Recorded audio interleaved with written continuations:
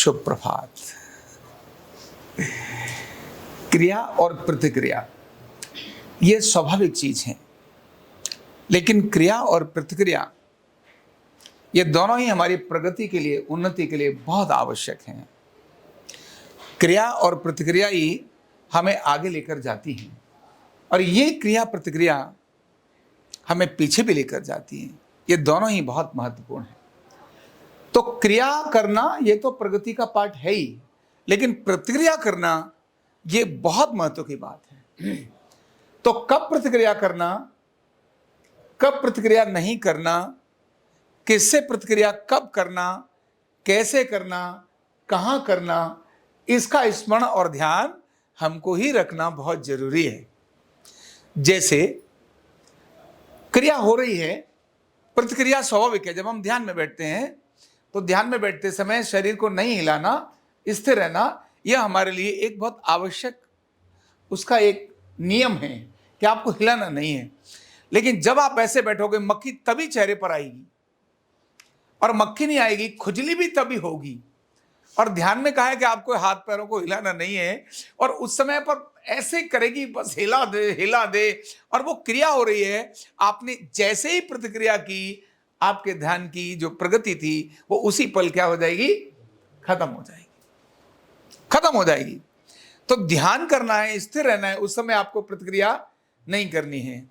लेकिन कहीं कुछ चीज बिगड़ रही है और किसी से कोई नुकसान हो रहा है बहुत बड़ा, आपने कहा नहीं, प्रतिक्रिया तो मना ही किया था ना, प्रतिक्रिया तो करनी नहीं है। और पता पड़ा दूध उबल रहा था, गैस बंद करनी थी, यानी कुछ भी था, कोई गलत बोल रहा था बहुत अधिक, और उसको उस समय आपको तुरंत जवाब देना था, आपने नहीं दिया, प्रतिक्रिया नहीं की, तो वह गलत चीज विकसित होती चली जाएगी। तो क्रिया किससे, कब, कहां, कैसे प्रतिक्रिया करना, यह हमारे अपने विवेक पर, अपनी समझ पर बहुत आवश्यक है।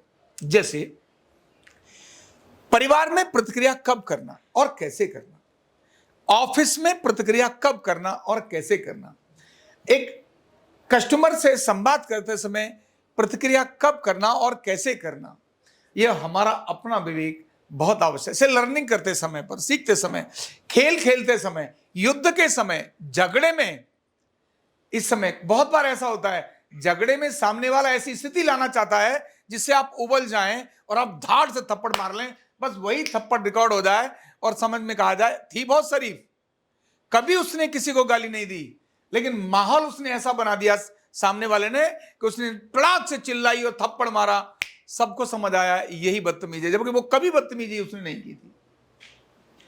तो उसकी प्रतिक्रिया का स्वभाव, जिनकी आदत प्रतिक्रिया तुरंत करने की है, वो हमेशा प्रगति की तरफ जाते नहीं, वो दुर्गति की तरफ जाते हैं। बड़ों से प्रतिक्रिया कैसे करना, मान लो नंबर एक तो क्रिया और प्रतिक्रिया में हमेशा क्रिया करना, क्या करना, क्रिया करना।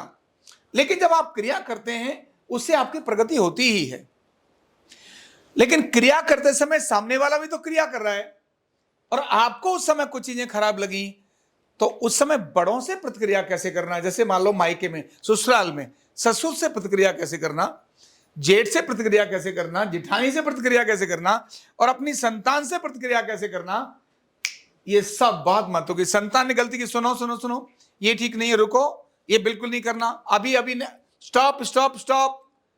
आपने बेटे और बच्चे को तो कर दिया, यही ससुर को करके दिखाओ। नहीं ससुर, ये नहीं होगा, घर में झगड़ा, हस्बैंड से करके दिखाओ। एक आपने किया, नहीं ये नहीं हो सकता, तुम ऐसे कैसे कर सकते हो, तुम्हारी हिम्मत कैसे हुई, ये होते ही घर के अंदर क्या हो जाएगा, तनाव हो जाएगा। ऑफिस में भी ऐसे ही कर दिया, मान लो बॉस हैं या जो भी आपके बड़े हैं, आपने उनसे प्रतिक्रिया करी और तब प्रतिक्रिया जो नहीं करनी चाहिए थी और जैसे नहीं करनी चाहिए थी, उसी समय नौकरी पर क्या आ जाएगा, संकट आ जाएगा। क्यों, प्रतिक्रिया का तरीका गलत किया हो, समझ में आ गया गलत किया हो, तो प्रतिक्रिया बड़ों से विनम्रता पूर्वक करनी चाहिए। कैसी करनी चाहिए, विनम्रता। गलती हुई, नहीं ऐसे नहीं सर, या जो भी, मान लो आप कहीं भी अपने ससुर से बात करते हो तो वहां नहीं पिताजी, नहीं ऐसा नहीं, ऐसा। जब आपने प्रतिक्रिया तो की लेकिन शालीनता से की, तो वहां आपकी इज्जत, आपकी प्रगति क्या हो जाएगी, बढ़ जाएगी। तो प्रतिक्रिया बहुत महत्वपूर्ण रखती है। युद्ध के समय भी, ऑफिस में भी प्रतिक्रियाएं बहुत जरूरी है, लेकिन प्रतिक्रियाओं को कब, कैसे, कहां करना, यही आपकी प्रगति पर बहुत निर्भर करता है, बहुत निर्भर करता है।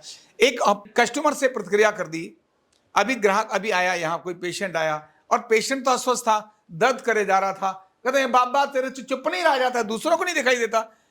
वो तंग में था, अब वो अपनी कुछ प्रक्रिया में था, आपने उसको रिएक्शन कर दिया और उसने कुछ बोला, बोले ले मार वो अपने मुंह पे, पैसे भाग यहां से। इससे काम बढ़ेगा क्या? नहीं बढ़ेगा। तो हमेशा सामने की स्थिति को समझकर जो लोग प्रतिक्रिया करते हैं, घर में, परिवार में, ऑफिस में, सब जगह पर, वह प्रगति पर जाते हैं। इसलिए क्रिया करना, क्या करना? क्रिया करना, एक्शन करना। रिएक्शन करने से पहले 50 बार सोचना, क्योंकि क्रिया का मतलब है मुझे क्या काम करना है, ये मेरा निश्चित है, उस पर फुल फोकस करना और उसको प्रगति देना। लेकिन ये ध्यान रखना कब रिएक्शन करना, कब प्रतिक्रिया करना और कब प्रतिक्रिया नहीं करना, कब शांत रहना बहुत जरूरी है और कब कहना बहुत जरूरी है, इसका विवेक व्यक्ति को खुद को ही डेवलप करना पड़ता है। और जो ऐसे विवेक डेवलप करता है वह धीरे धीरे धीरे धीरे बड़ा होता चला जाता है। एक छोटा एग्जांपल देते हुए, जितने भी ब्यूरोक्रेट्स हैं, जितने आईएएस हैं, वो नॉर्मली लड़ाई झगड़ों को ही डील कर रहे होते हैं। जो आईपीएस है वो तो पुलिस में ही लड़ाई झगड़ा कर रहा होता है, लेकिन वो ऑब्जर्व करता है कब किसको प्रतिक्रिया देनी और कब किसको प्रतिक्रिया नहीं देनी और कैसी प्रतिक्रिया देनी, यह भी निर्भर करता है। लड़ाई झगड़ा उसे पता है कि मैंने गलती नहीं की, इसी की गलती है, लेकिन फिर भी वो प्रतिक्रिया में कराए, नहीं सर बाबा जी क्षमा, अरे आप मेरे बड़े हैं, आप मेरे को, उसे पता है किसको मैं ठोक सकता हूं, लेकिन फिर भी क्या कह रहा है, अरे बाबा अरे क्षमा करो, कोई बात नहीं। क्यों?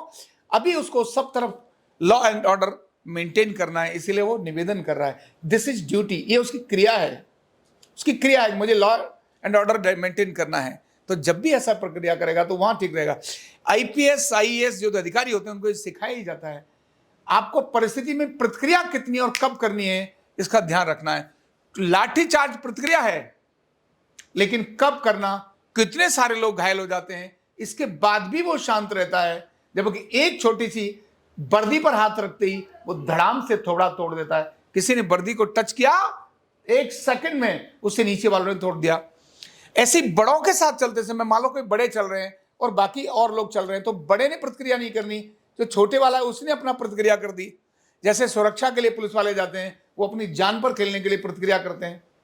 कहीं से गोली आएगी तो जिसके लिए गोली आ रही है वो कुछ नहीं कर रहा है, लेकिन उसकी प्रतिक्रिया में जो उसकी सुरक्षा में लगे हुए गार्ड थे, उन्होंने उस गोली को अपने ऊपर ले लिया, नहीं मैं मरूंगा। क्यों? This is responsibility.